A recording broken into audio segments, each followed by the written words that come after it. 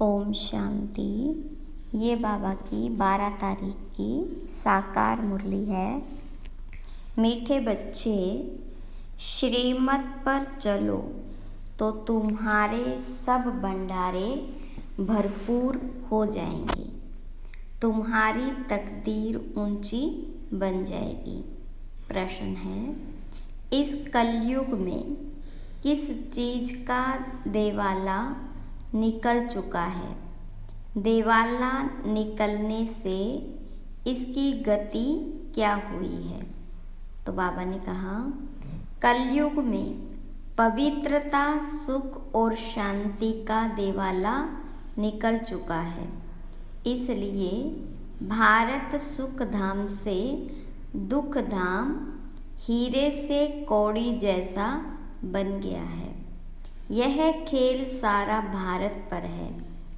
खेल के आदि मध्य अंत का ज्ञान अभी बाप तुम्हें सुना रहे हैं। तकदीरवान सौभाग्यशाली बच्चे ही इस ज्ञान को अच्छी रीति समझ सकते हैं। गीत है, भोलेनाथ से निराला और कोई नहीं। ओम शांति। भगवानुवाच, कौन सा भगवान? भोलानाथ शिव भगवानुवाच। बाबा भी समझाते हैं, टीचर का भी काम है समझाना, सतगुरु का भी काम है समझाना। शिव बाबा को ही सत बाबा भोलानाथ कहा जाता है। शंकर को भोला नहीं कहेंगे। उनके लिए तो कहते हैं, आँख खोली तो सृष्टि को भस्म कर दिया। भोला भंडारी शिव को कहते हैं, अर्थात भंडारा भरपूर करने वाला। कौन सा भंडारा? धन दौलत सुख शांति का। बाबा आए ही हैं पवित्रता सुख शांति का भंडारा भरपूर करने। कलयुग में पवित्रता सुख शांति का देवाला है, क्योंकि रावण ने श्राप दिया हुआ है। सब शोक वाटिका में रोते पीटते रहते हैं। भोलानाथ शिव बैठ सृष्टि के आदि मध्य अंत का ज्ञान समझाते हैं, अर्थात तुम बच्चों को त्रिकालदर्शी बनाते हैं। ड्रामा को तो और कोई जानते नहीं। माया ने बिल्कुल ही बेसमझ बना दिया है। भारत का ही यह हार जीत दुख सुख का नाटक है। भारत हीरे जैसा सॉल्वेंट था, अब कौड़ी जैसा इंसॉल्वेंट है। भारत सुख धाम था, अब दुख धाम है। भारत हेविन था, अब हेल है। हेल से फिर हेविन कैसे बनता है? उसके लिए आदि मध्य अंत का ज्ञान सिवाय ज्ञान सागर के कोई समझा न सके। यह भी बुद्धि में निश्चय होना चाहिए। निश्चय उनको होता है जिनकी तकदीर खुलनी होती है, जो सौभाग्यशाली बनने वाले हैं। दुर्भाग्यशाली तो सब है ही। दुर्भाग्यशाली माना तकदीर बिगड़ी हुई है, भ्रष्टाचारी है। बाप आकर श्रेष्ठाचारी बनाते हैं, परंतु उस बाप को भी कोई मुश्किल समझ सकते हैं, क्योंकि उनको देह नहीं है। सुप्रीम आत्मा बात करती है। पावन आत्माएं होती ही है सतयुग में। कलयुग में सब पतित है। अनेक मनोकामनाएं लेकर जगदम्बा के पास जाते हैं, जानते कुछ भी नहीं। फिर भी बाबा कहते हैं, जो जिस भावना से पूजा करते हैं, तो मैं उनको अल्पकाल क्षण भंगूर के लिए फल दे देता हूँ। जड़ मूर्ति कभी उसका फल नहीं दे सकती। फल देने वाला अल्पकाल सुख देने वाला मैं ही हूँ और बेहद के सुख का दाता भी मैं ही हूँ। मैं दुख दाता नहीं हूँ, मैं तो दुख हरता सुख करता हूँ। तुम आए हो सुख धाम में स्वर्ग का वर्षा पाने। इसमें परहेज बहुत है। बाबा समझते हैं आदि में है सुख, फिर मध्य में भक्ति मार्ग शुरू होता है तो सुख पूरा हो दुख शुरू होता है। फिर देवी देवता वाम मार्ग विकारी मार्ग में गिर पड़ते हैं, जहाँ से ही फिर भक्ति शुरू होती है। तो आदि में सुख, मध्य में दुख शुरू होता है, अंत में तो महान दुख है।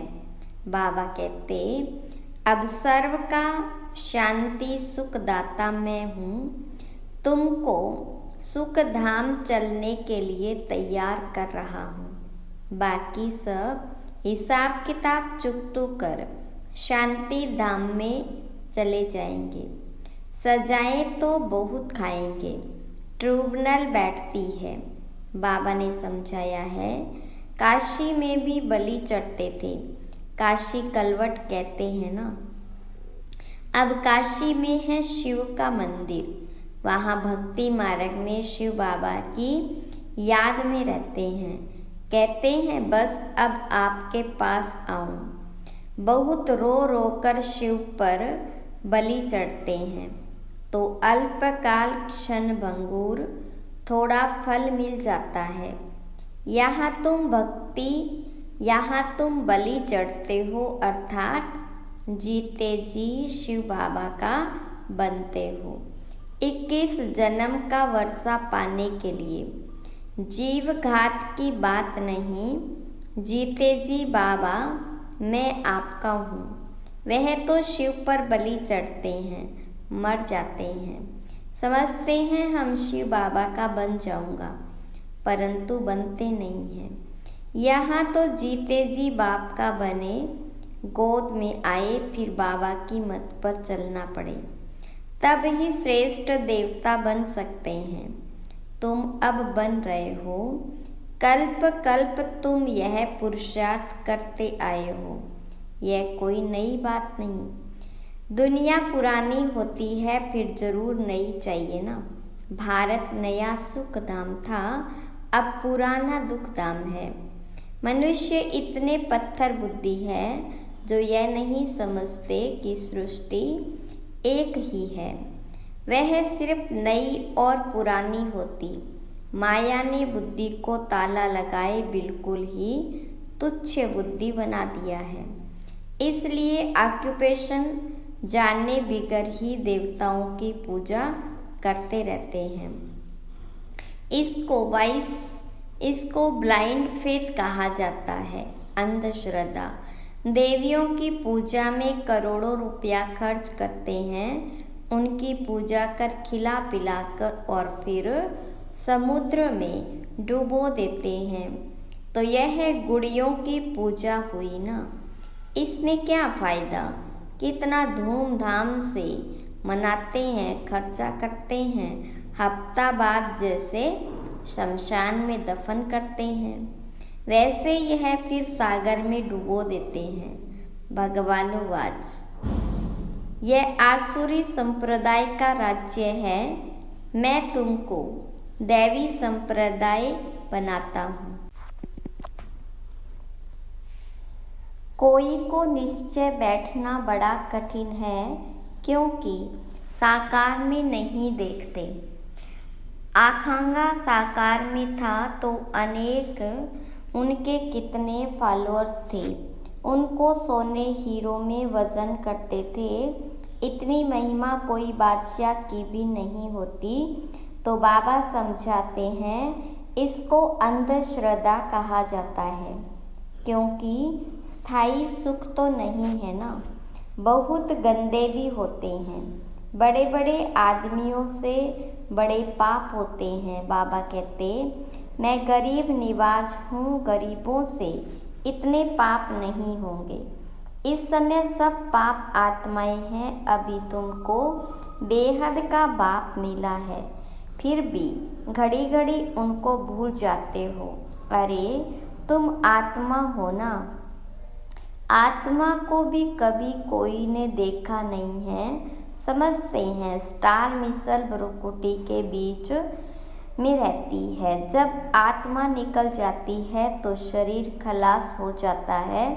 आत्मा स्टार मिसल है तो जरूर मुझ आत्मा का बाप भी हमारे जैसा होगा, परंतु वह सुख का सागर, शांति का सागर है। निराकार वर्षा कैसे देवे, जरूर भ्रुकुटी के बीच आकर बैठेंगे। आत्मा अब ज्ञान धारण कर दुर्गति से सद्गति में जाती है। अब जो करेगा सो पाएगा। बाप को याद नहीं करेंगे तो वर्षा भी नहीं पाएंगे। कोई को आप समान वर्षा पाने लायक नहीं बनाते हैं तो समझते हैं पाई पैसे का पद पा लेंगे। श्रेष्ठाचारी और भ्रष्टाचारी किसको कहा जाता है, यह बाबा बैठ समझाते हैं। भारत में ही श्रेष्ठाचारी देवताएं होकर गए हैं, गाते भी हैं हेवनली गॉड फादर, परंतु जानते नहीं कि हेवनली गॉड फादर कब आकर सृष्टि को हेवन बनाते हैं। तुम जानते हो सिर्फ पूरा पुरुषार्थ नहीं करते हो, वह भी ड्रामा अनुसार होना है, जितना जिसकी तकदीर में है।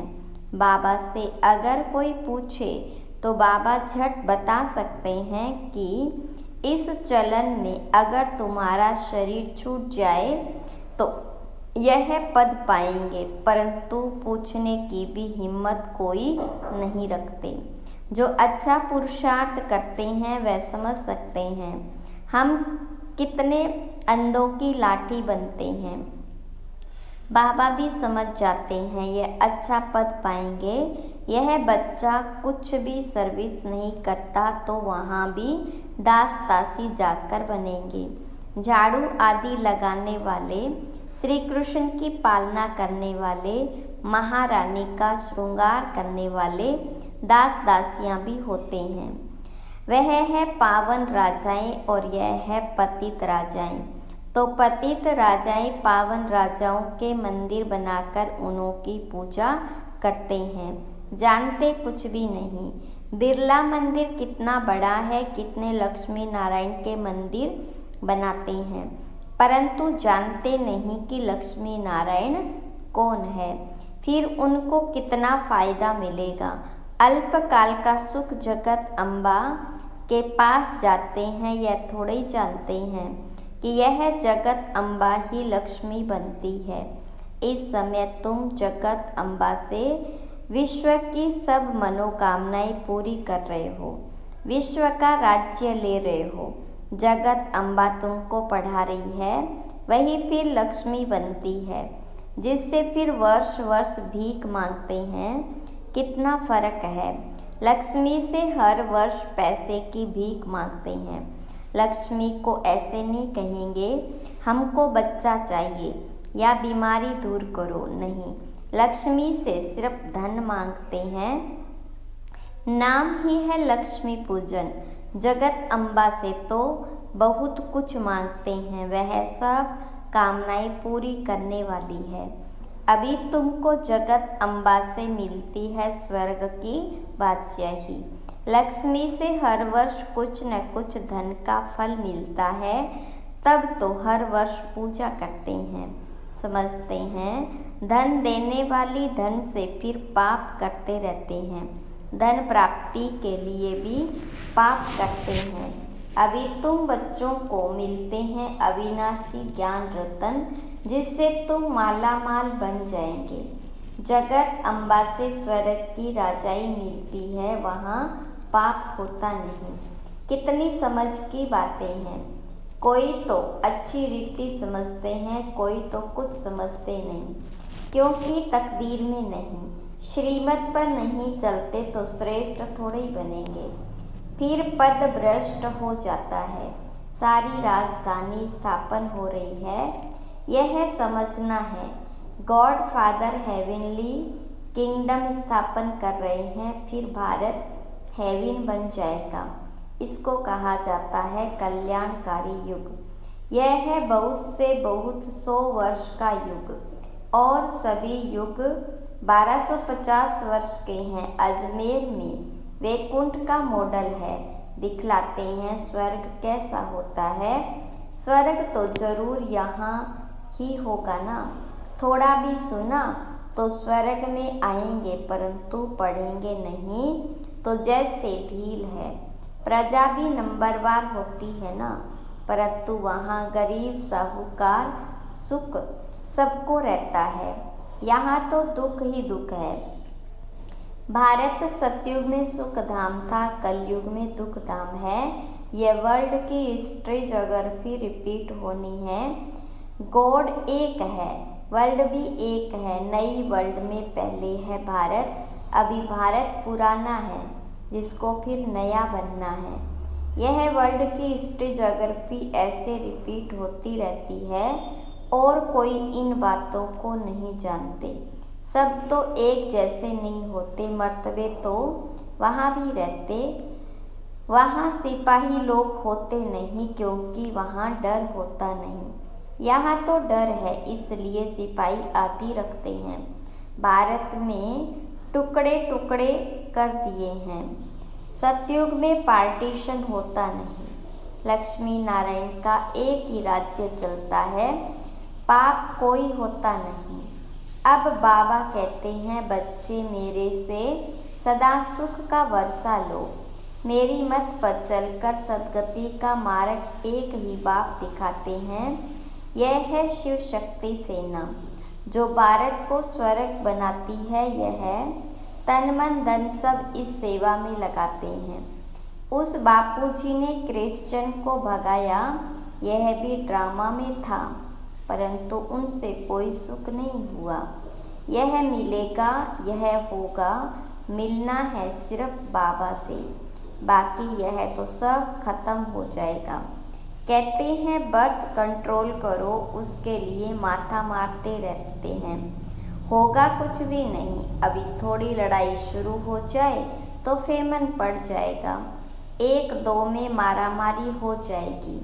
अच्छा, मीठे मीठे सिखिलदे बच्चों प्रति माता पिता बाप दादा का याद प्यार और गुड मॉर्निंग। रूहानी बाप की रूहानी बच्चों को नमस्ते, रूहानी बच्चों की रूहानी बाप दादा को याद प्यार गुड मॉर्निंग नमस्ते।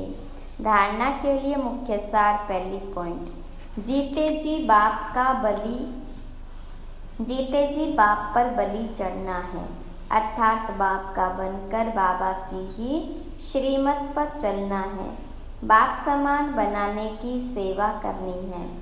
दूसरी पॉइंट, अविनाशी ज्ञान रत्नों का दान कर जगत अम्बा समान सर्व की मनोकामनाएं पूर्ण करने वाला बनना है।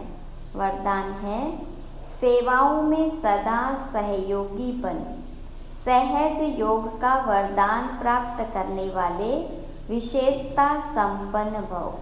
विस्तार, ब्राह्मण जीवन विशेषता संपन्न जीवन है। ब्राह्मण बनना अर्थात सहज योगी भव का वरदान प्राप्त करना, यही सबसे पहला जन्म का वरदान है। इस वरदान को बुद्धि में सदा याद रखना, यह है वरदान को जीवन में लाना। वरदान को कायम रखने की सहज विधि है सर्व आत्माओं के प्रति वरदान को सेवा में लगाना। सेवा में सहयोगी बनना ही सहज योगी बनना है। तो इस वरदान को स्मृति में रख, विशेषता संपन्न बनो। स्लोगन, अपने मस्तक की मणि द्वारा स्वयं का स्वरूप और श्रेष्ठ मंजिल का साक्षात्कार करना ही लाइट हाउस बनना है। ओम शांति।